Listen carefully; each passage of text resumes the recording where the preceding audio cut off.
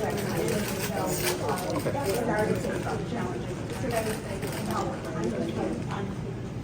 right, yeah. So it could be any ties to Yeah, me too. We have a couple minutes after. Yeah, absolutely. I just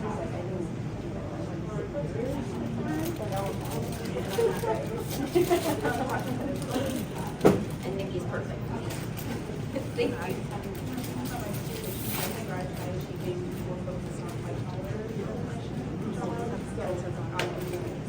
Okay. Yeah.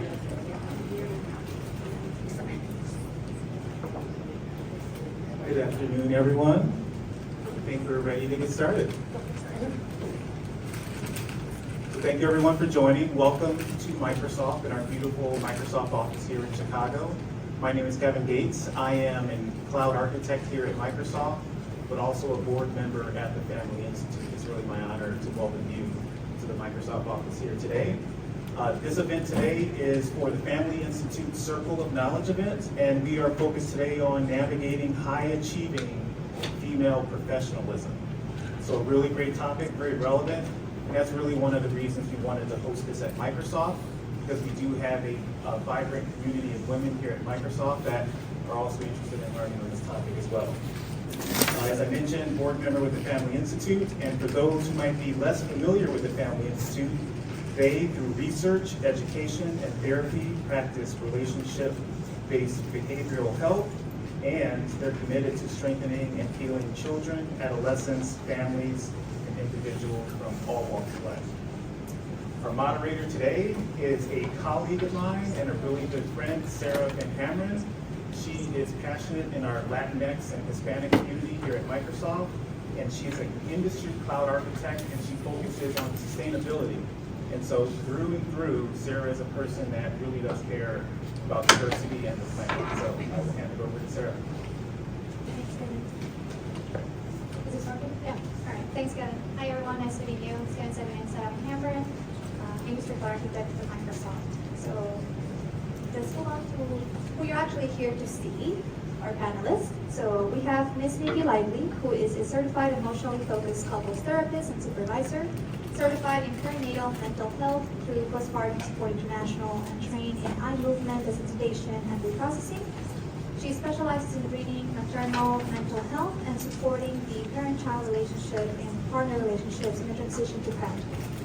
We also have Dr. Lofton, who is an integrative therapist, well-versed in addressing mental health concerns among individual adults and couples from diverse racial ethnic backgrounds, socioeconomic statuses, religious beliefs, and sexual orientations. Her specialty areas of treatment are women's health issues and professional women with depression, anxiety, and work-life balance concerns. While Dr. Jessica Pryor was going to be one of our panelists today, she unfortunately isn't able to join us. That's a shame. So we're in great hands. So before we get started, can you guys help us level set what we mean by high-achieving women? Hello? Just click the switch. Hello. Hello. Hi. That is a great question. And I do want to say that there are so many different definitions of high achieving, and so we want to be inclusive with the definition, but we do want to focus on an individual who identifies with being a woman, and who also identifies with wanting to be challenged intentionally or unintentionally, but also someone who is focused on going up in the ranks. Someone who wants to do that, someone who has to do that, and anybody wants to know how we're going to focus on. Yeah, I was thinking, first of all, when I was invited to speak on this panel, I thought, oh, I'm one of those people. And I was thinking that for me, it's striving for excellence as a value, because it's fun, I think, to do things to the best of my ability, and also sometimes it causes me some struggles because of the way that it can kind of manifest as like a perfectionism or a strategy to manage some difficult feelings about myself. So I think of it as both, just to add that part. And I do want to preface our time today really with a cultural lens of recognizing achievement, perfectionism as sometimes not an option, or sometimes it's forced upon you. You have to be perfect in order to achieve, in order to survive. And so I do want to kind of anchor that into our conversation here. Thank you. And I think maybe when you guys listen to the introductions of the panelists, even with your bios, that might also have given you some ideas on what we're talking about. I know for me that like kind of nailed it down a bit. So for those who might not know, like high achieving women often face mental health challenges. Why do you think that's the case, and what do those challenges tend to look like? The first thing that pops in my mind is the way women are socialized. How we are taught to survive, how we're taught to figure out how to be, I don't want to say providers, because I realize that term is most connected to individuals who identify with being male, but at the same time, we are providers in a lot of different regards, in a lot of different spaces. And so I think that's one kind of element that pops up for me when I think about why we as women experience mental health challenges in the workforce. And it's about how we're socialized to do well, to do for all, to do for the betterment of different systems. And I think that in itself puts a lot of pressure on us. Anything else you would like to Yeah, just going on with that, I think the inner and outer world of women too, like the ways those can kind of coincide, that there are these external messages that we receive, and then often there's sort of family messages that we receive about how valuable we are, how worthy we are, and sometimes not necessarily, I would argue, not on purpose. We get the message that we're only valuable or worthwhile if we're doing things in a certain way. And then I think that combined with the socialization and other cultural factors, it really kind of can have an interaction that I think can look like, not necessarily be diagnosable as depression, but can kind of look like depression, where people have low energy and feel burned out, and like you hear people talking about being stressed out. And it can also go to the other end of the continuum with anxiety, like more features of what an anxiety might look like feeling agitated or irritable, and worry, like a lot of worry, I think, for women in this category. So. Thank you. And I think when we look at that specifically for like the mothers in the room, there's also that level of the guilt that might be associated with the responsibilities that come with being a high achieving woman in the workforce, right? Is there any advice that you have for mothers in the room? And I specifically want to hear from Ms. Nikki Lively here, although it's open to both of you. Yes, Dr. Lofton and I just taught a seminar about perinatal mental health, so we have a lot to say about this. This is a complex question, I think, but it's my passion is working with new moms in particular. And I guess through my work with new moms, I've also worked with moms who are further down in the journey of motherhood.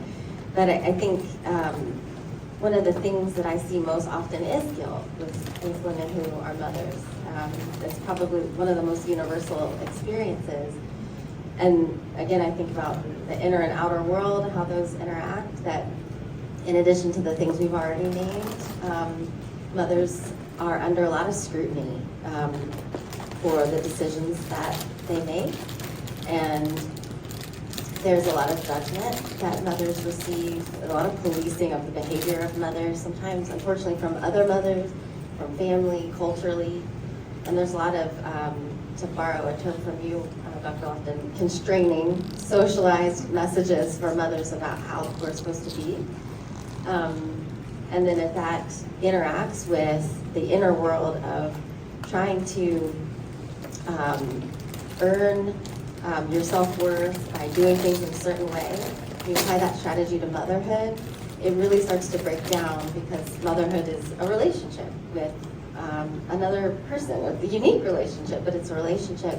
And so it's ever evolving and organic, and so the strategy just doesn't work so well for mothers applying perfectionism, as it were, to motherhood. And in fact, perfectionism is a risk factor for postpartum depression for that reason. So I have a few more advice type things I guess I could say too, but do you have? Yeah, I do have one just kind of stretching the experience of motherhood to also caregiving. I work with a lot of high-achieving women who may not identify as mothers quite yet in their life, but also have roles as caregiving, which we're seeing a lot in research of an uptick in individuals who are in those sandwich generations who may have kids, but also are taking care of their parents, or may not have kids and are still taking care of their parents. And so I'm recognizing that also being an area of shame and guilt cycles that we're seeing, and that their career is not the only job. They have other responsibilities and other jobs that are taking place. Yeah, thank you. Excellent point. Yeah, that really resonated with me in terms of like caring for parents. So I can imagine that these stressors that you've been mentioning that happen in the workplace are different and change across the lifespan of the career of a woman. Can you touch on how those might change? Yeah, I think this is such a good question, because I think how we change as the world changes, as the economic foundation changes, as so many other entities change, we change along with it. I also think about the way we approach, the way everyone in this room probably approached their career when they were 20 is not the way they did it when they were 30, 40, so on. And so your needs change, your values change, your circumstances change, and so therefore the challenges change. And sometimes the weight of those challenges change. I can honor one who may not be a mother or a caregiver quite yet, may have different challenges than one who is. And so as your life circumstances changes, your relationship to all other things change, including your career, especially your career. And so naturally, as we're getting older, our needs change, and sometimes the careers that we have aren't set up or designed to meet those needs anymore. So that leaves us susceptible to anxiety, depression, stress when we're navigating systems that aren't built to take care of us. It's more like the stressors, like the situational things might change, not necessarily the symptoms. Like The symptoms may exacerbate.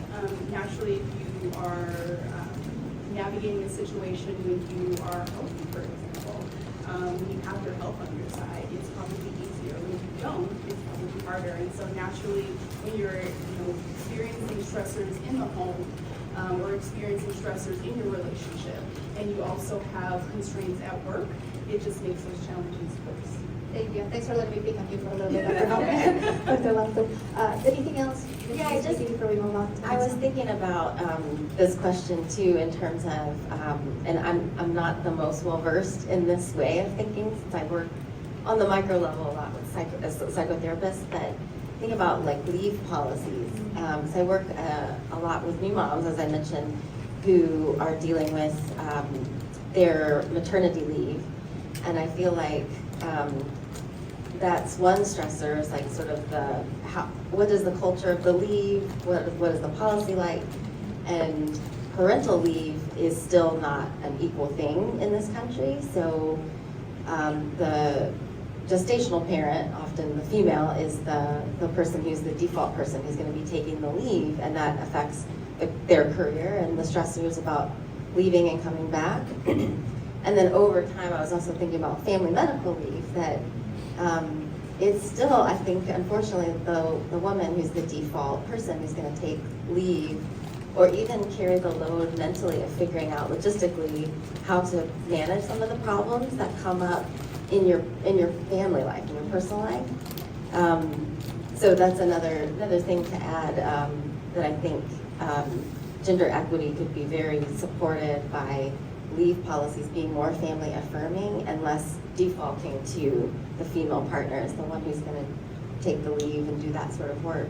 That's a great point. Thank you. So there's also many high-achieving women, I'm sure many of us in the room here, struggle with this moving target of greatness that then leads us to feel discontentment. So do you have any recommendations to how we might achieve contentment with our work? I think my mind goes straight to how, who has the power of the greatness? Who decides what is great, when it should be achieved? And I encourage everyone to really consider reclaiming power over that, so that you decide what is great for you. Because again, thinking from a cultural lens, most times that moving target is not moved by you. And so naturally you're trying to chase something and continue to chase it, and that's what invites the mental health constraint. And so I think about reclaiming the power over you decide what's great for you, you self-assess around what your greatness needs to look like, and really claim that. Because in our experiences, oftentimes your CEO is deciding what's great, your director is deciding what's great, and then that leaves you powerless in your journey towards that greatness. Thank you. Anything you have done early on? I know this one in particular would be great for the Jessica. That's true, this is kind of her wheelhouse. But yeah, I was thinking about, along the same lines that you just were talking about, Dr. Lofton, that there's a way for high-achieving women when they're coming from the place of potentially trying to address a wound in ourselves, not feeling good enough, that the moving target of greatness can sometimes come from inside of us because we either, it's almost like sometimes we reach a goal and then we don't take in that we reached the goal. It's like, yeah, well, it's almost like we find ways, our brain finds ways to discount what we've achieved. And that wound around self-worth, if it can be addressed through more things like a lot of what I do in psychotherapy with myself and my clients is a self-compassion practice. And if anyone's interested in that or hasn't heard of that, there's a great website called selfcompassion.org that has a lot of free resources, easy to remember, so that you can do what you just said, Dr. Lofton, reclaim the idea of greatness for yourself, and that the metrics maybe even change. Like, if something is great because I had fun doing it, something's great because I was fulfilled when I did it, versus someone told me it was great. And then it's again, I'm empowered to take that on for myself. Thank you, that's great advice. I was just having flashbacks of my manager telling me, take the win, when she congratulates me about something, and I'm just like, well, I could have found this better. Right. Yeah, so like the Been whole there. relish on the success. Yeah, really resonates. But Dr. Lofton, you were mentioning, you started talking about like the boss and the CEO, so a little bit more like upper management getting involved. What might be some tools to combat gender inequities with upper management? We could be here for like 3 hours. I will say the first thing that comes to mind is boundaries, and knowing what your boundaries need to be when it comes to your career experience. And I often find that those in upper management have a mission, and oftentimes that mission is not to take care of you. And so not to say that it's deliberate, but it may not be a part of your succession plan. And so you have to have your own succession plan, and thought about boundaries. I hope it can be like guardrails to help you really decide what you're going to tolerate, what you're not going to tolerate, and the different strategies you'll need to develop in order to figure out what those boundaries are. And so when I work with my clients, I often talk about how boundaries are going to be your best friend. Because they're going to help you figure out where the stop signs are, where the yield signs are, where the points of disrespect are, kind of the things that you realize my internal voice is saying no, even though my director is saying yes. How can that boundary help me figure out how I'm going to address this discrepancy? That's a good point you made around, like, there might be like forces with clients that you're just not in the peripheral, so that's a great point. Anything, Ms. Nikki, or we can also ask the audience to get some interaction, like what they experience or any tools that have worked for you. Don't be shy. It's not right or wrong. I've been listening to a lot about boundaries lately, and one aspect that's resonated is that it's not about what you're going to do to them, like to the CEO or the person that's like putting X around you. It's how it's for you to decide, okay, this is beyond what I can handle and manage. What am I going to do to make a change around that? And I hear boundaries initially, and I think of fence and not do it. So I don't know if you have any comments about that, or any enhancements, or anything you can say. Thank you. And you know, like, I didn't plant her. I don't know if somebody else planted her. What she's saying is really like a really great segue to, if you can answer her, but also build into like a lot of what she describes, setting up those boundaries.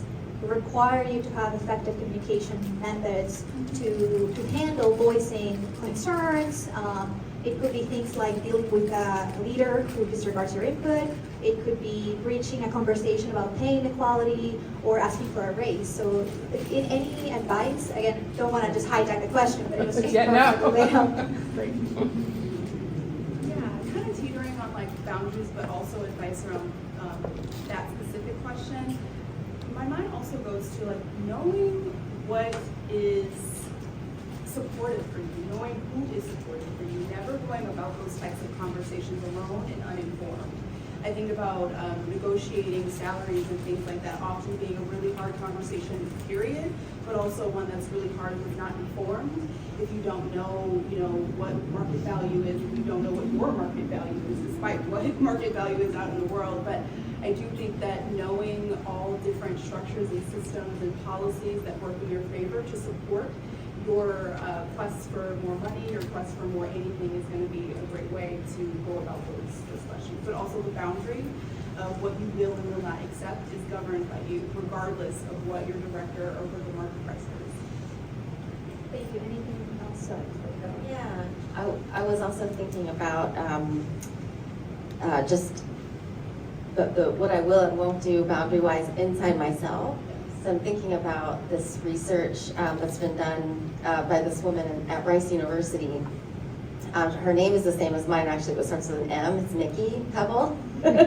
And she's done research on bias and the impact on women of, you could call it a microaggression, but I think she calls it in the research incivilities.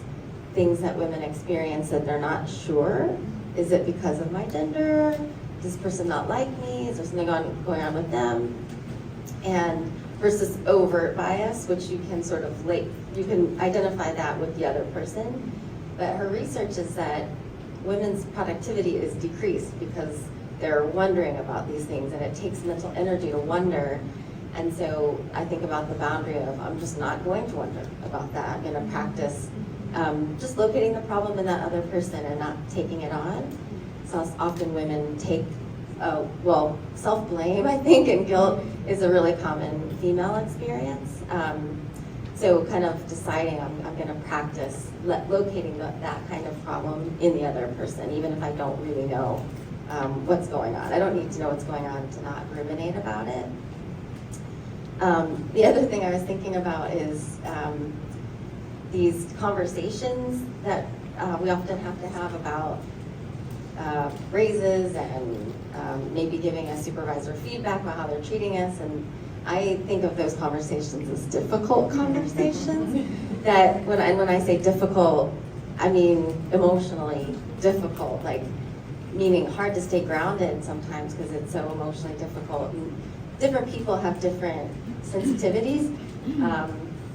One sensitivity that commonly people have is they feel afraid because of the power differential. And so the fear, fear is full body experience. It's like heart racing, sweating, like those, totally disorienting. It can also bring up personal histories of feeling that way in interpersonal interaction. So I like to practice these conversations because practice is really how things get better.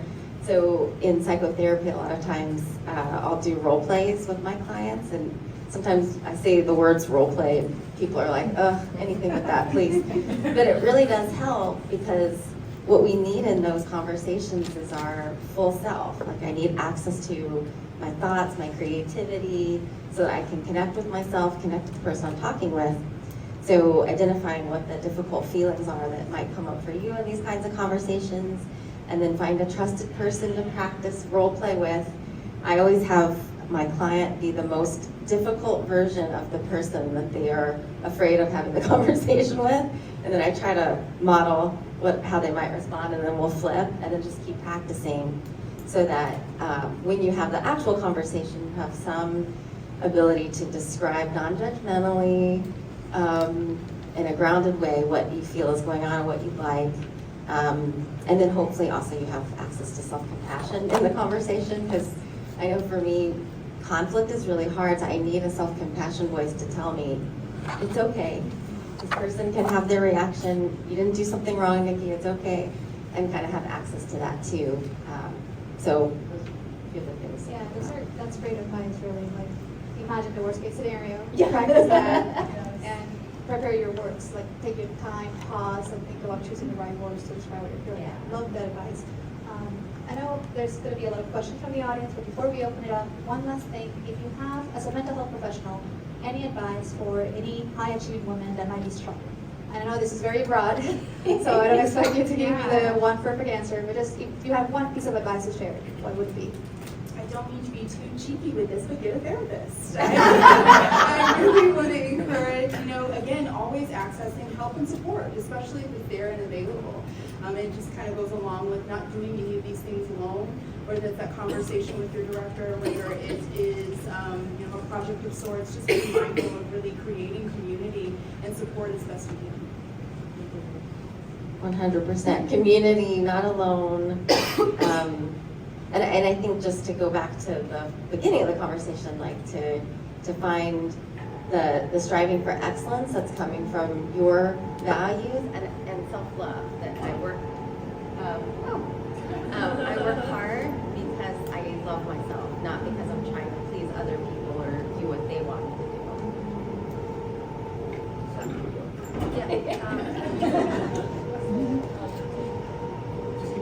All right, I'll speak louder. So if you missed that last little bit, it's again about like reclaiming that you're doing this for yourself, not for others. That was like the very last sentence and the mic cut off, so hopefully I did a great job to summarizing it. But if not, that's okay, because we're going to move on to Q&A from the audience. Anyone who has any questions for our panelists? Don't be shy. Yes. I can provide, we had some questions coming from the website, Oh, or perfect. the web form, so I can start there. One person asks, what is your advice when your career can impact your interpersonal relationships? This can include significant other, parents, friends, etc. That's a great question. And just to repeat it for the folks on this side, if they didn't hear it, do you have any advice if your career is also interfering with interpersonal relationships? Any kind of relationship, family, friends, partnerships, emotional, both, all kinds. About what pops up first for me, and first, and it may feel simple, is communication. I think I know for me, there are times and projects and things that just take up a lot of my time and energy, and I can't imagine everyone in this room hasn't had a moment or a time in their life where they realize I'm not with my friends, I'm not with my partner, I'm not with my family, and I think communicating that to the best of your ability, if not getting some support on how to communicate that with your partner, with your friends, with your community, may be a good, just almost like disclaimer, letting them know I'm aware that I am not present, I'm aware of these things, I might need any help to re-engage, or there's a time limit to this, but I think just awareness and communication pop up for me first. Yeah, I really like that.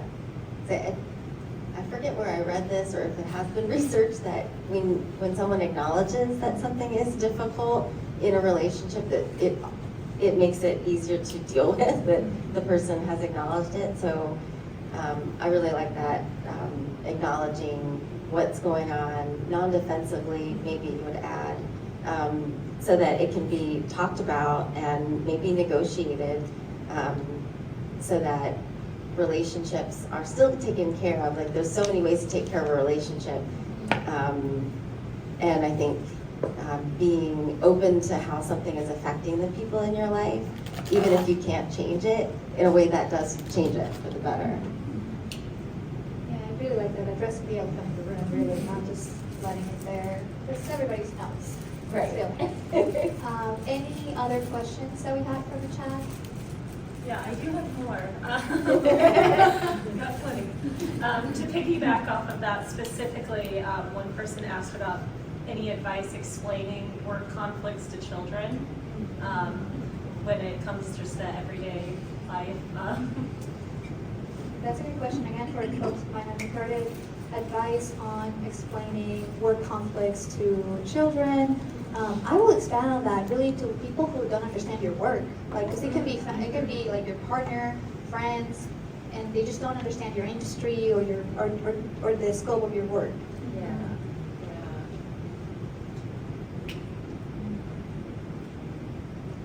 My first thought, my bias is, so I do emotionally focused therapy, and so it's in the name that I focus on emotions, but not just that. It's the belief that focusing on your own emotions and understanding them, and then more deeply focusing on the emotions of the people that are close to you and understanding where they're coming from, that is very healing and connecting and creates safety in the relationship.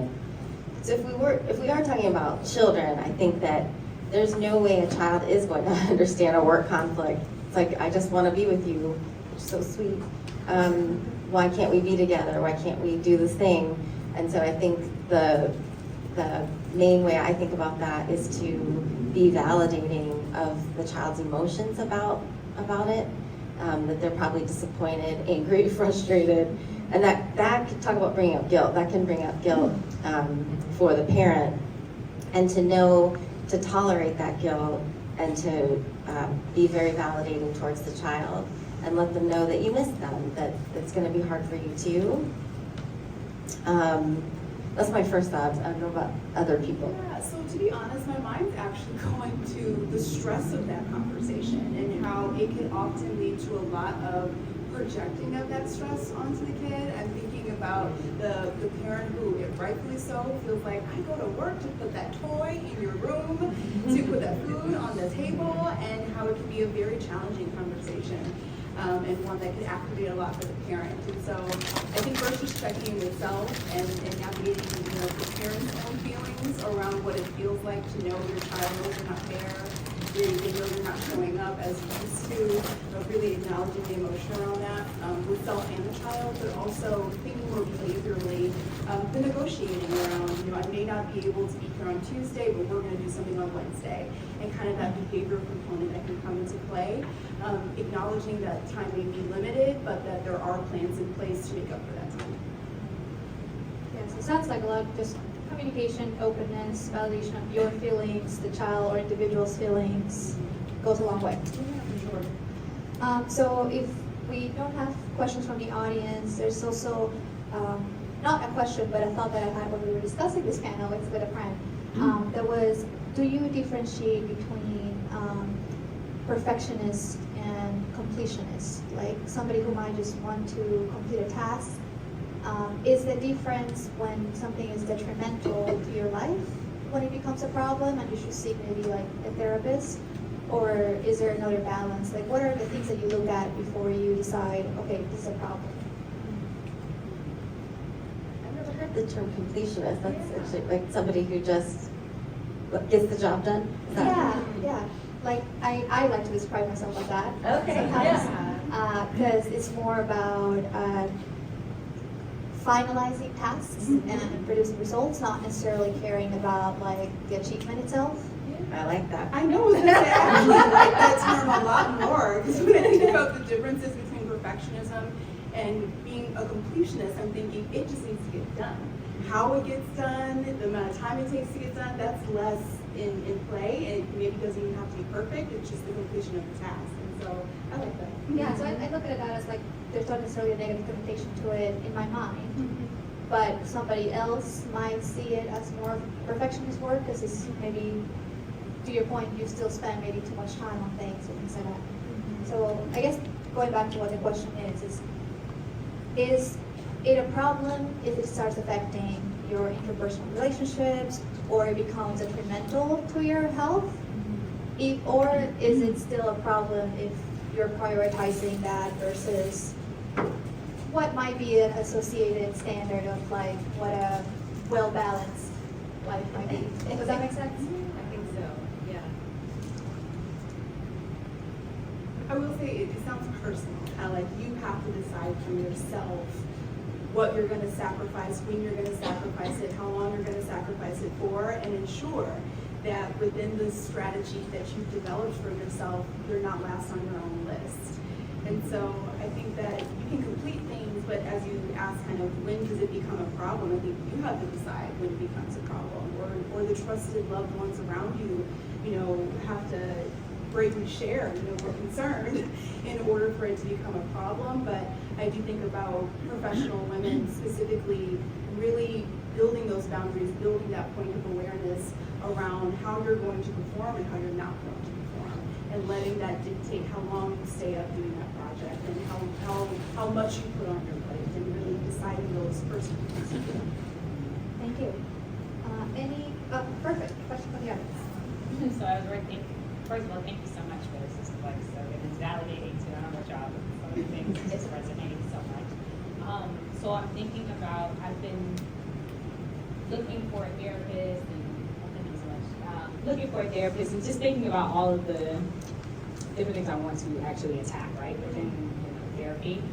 Is there any pre-work that you suggest you do before going, to find a therapist? And then my second part of the question would be then, is there anything you should be specifically looking for, especially around this topic, right? Like a professional woman, a parent, right? Like, is there anything that you could be looking for to kind of like weed out, amongst everybody, a specific therapist that would help?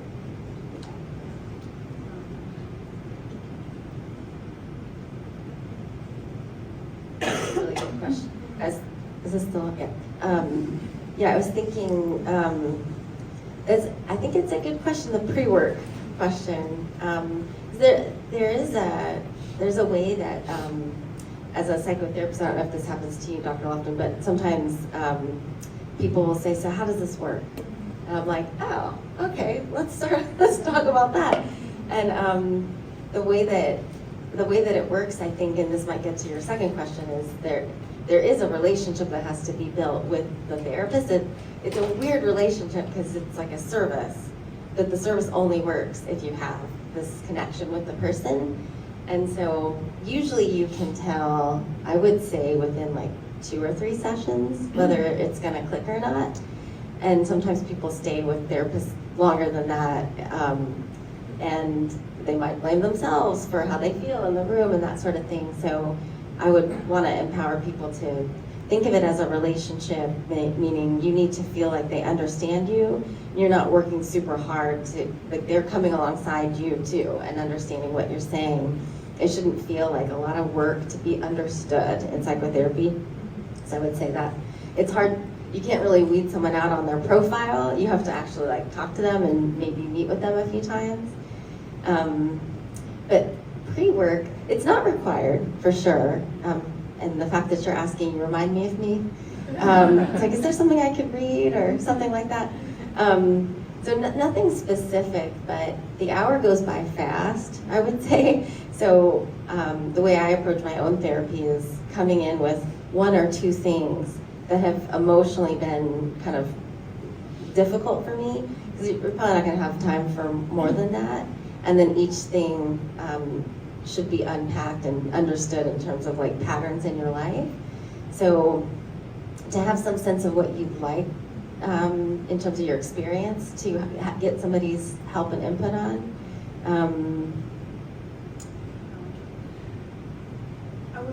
So as I was listening to you, it's not researched or empirically validated pre-work, but I do think about the clients who come in and are invested in the experience, but they don't really know why they're there. And so I do wonder about taking some time to really reflect on why is it that I want to engage in therapy. I know I'm stressed, so that's a great reason, but what is it about my stress that I think it would be best to have another person in my life to process and help with? And so I think just taking some time, my mind's going to like journaling, just thinking, writing down some thoughts about what is bringing me to this place, to this opportunity. But also, and this may be a biased plug, but I really like systemic therapy. And so I would, consider looking for a clinician who's integrative and systemic and understands the impact and the influence on systems, especially for Black women. And so I find that that would be an important look for as well. Thank you. Is there any more questions? Yeah, there we go. I kind of a 2-part question. Advice for, because I think many of us have anecdotal experience with this, and research still indicates that even in couples where the woman has more demanding career, she still is doing the majority of the housework. So any advice for changing that dynamic in your own relationship? And kind of another part of it is, I always think that part of the driver of that is just women have higher standards. That we have a harder time relaxing when we know that there's work to be done around the house, so how to break that mindset as well.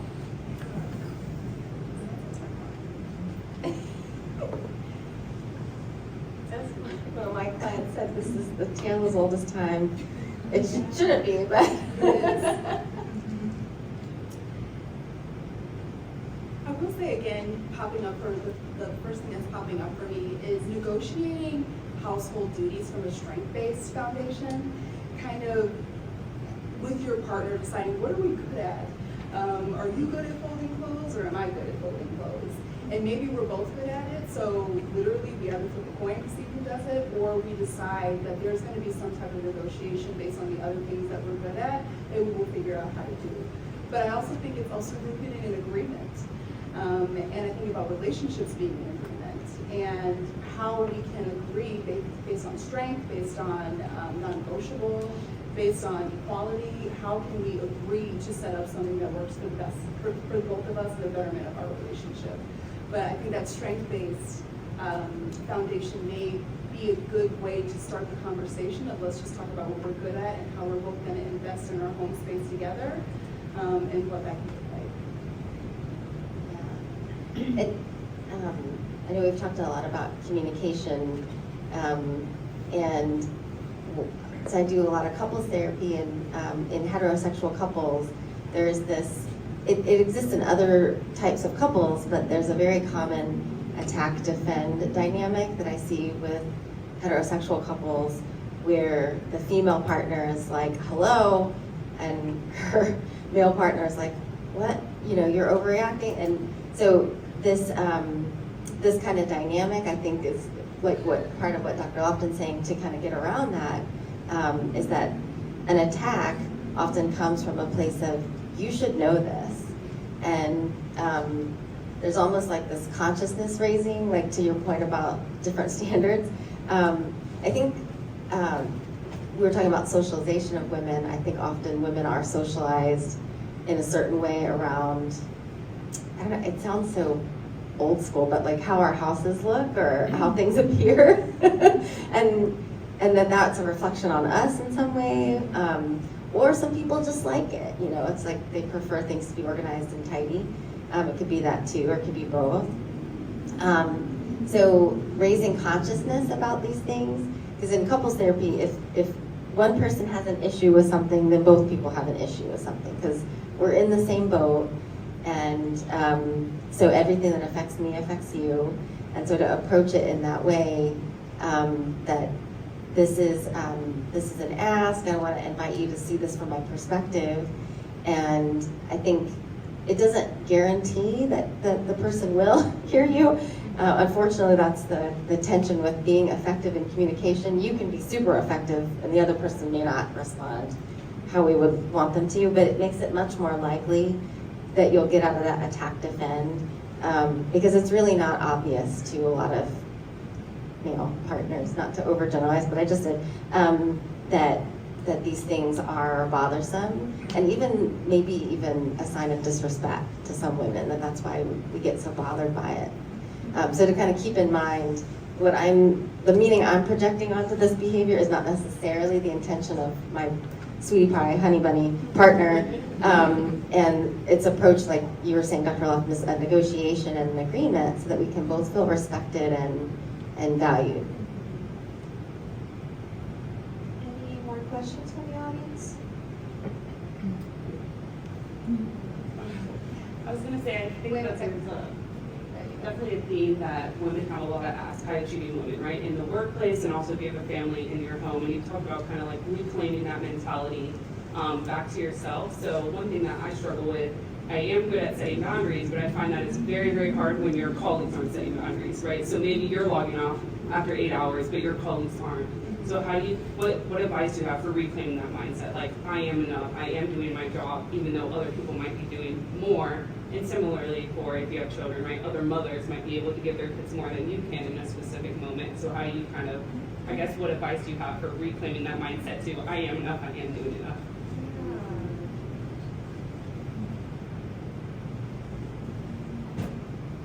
This may sound abstract, but I'm thinking about honoring the capacity that your body says it has, and what that looks like in a day, and how that's different for everybody in this room.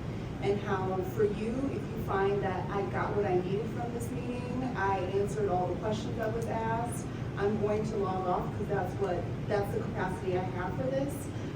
Really just sitting in that. And it may feel hard because like you said, there's so many other people on the call. Does that mean that I'm not getting what I need? Does that mean that I'm not giving what I should give?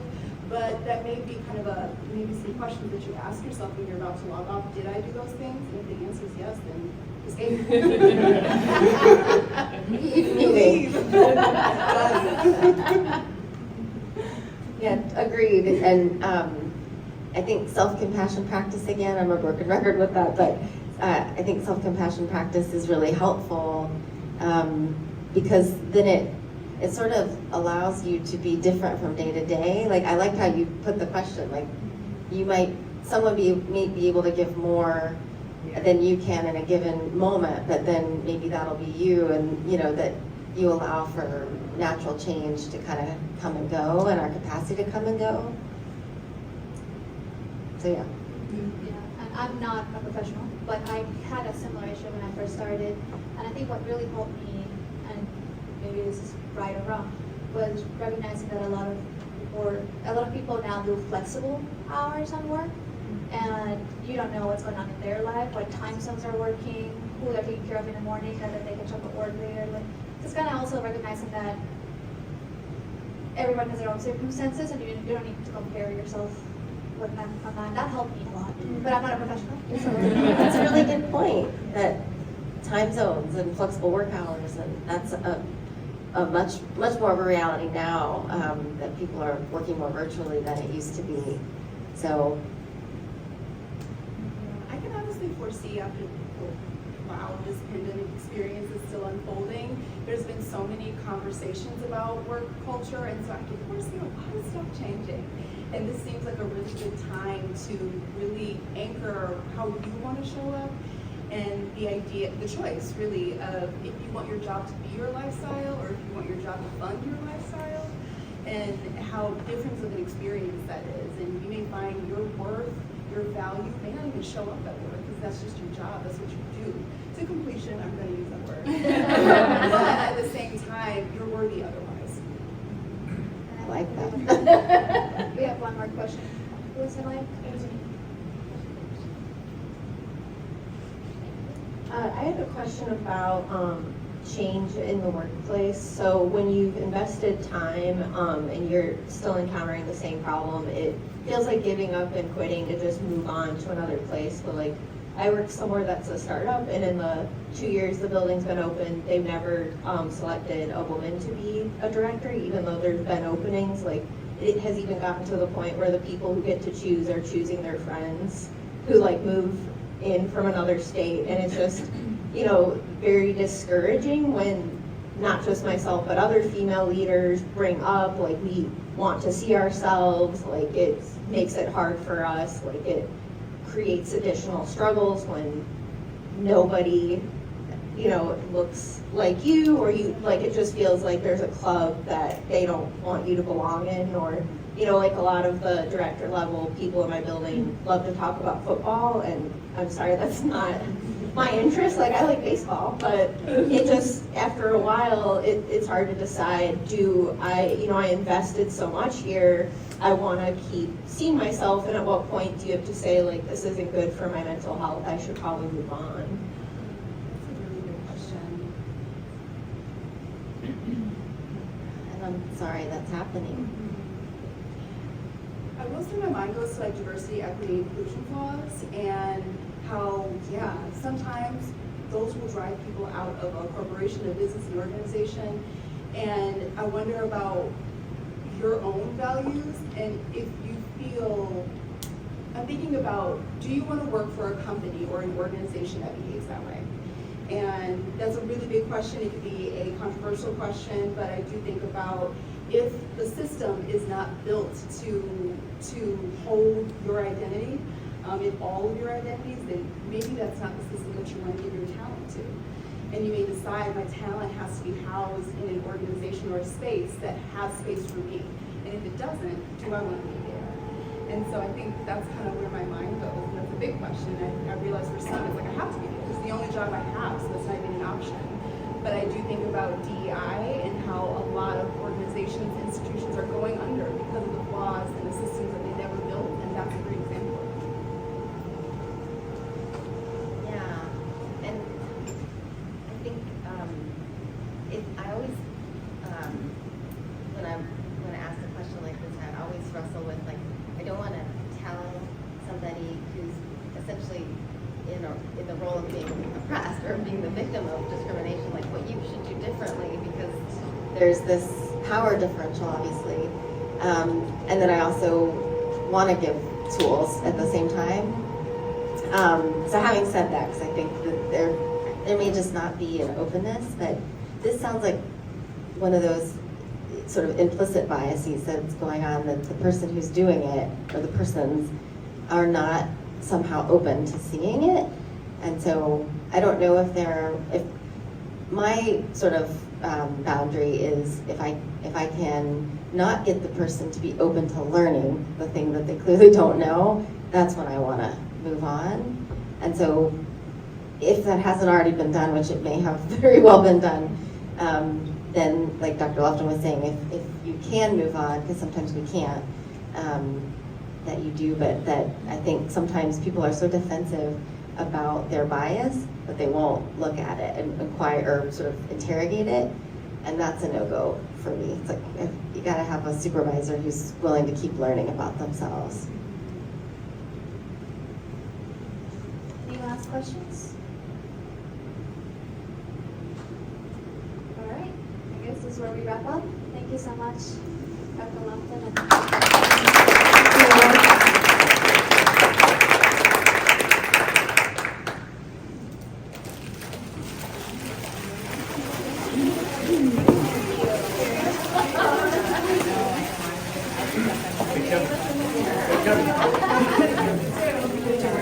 I don't. What do you? Yeah. No, I'm re-entering. So, how about you? I actually am a therapist. Yeah. Oh, God.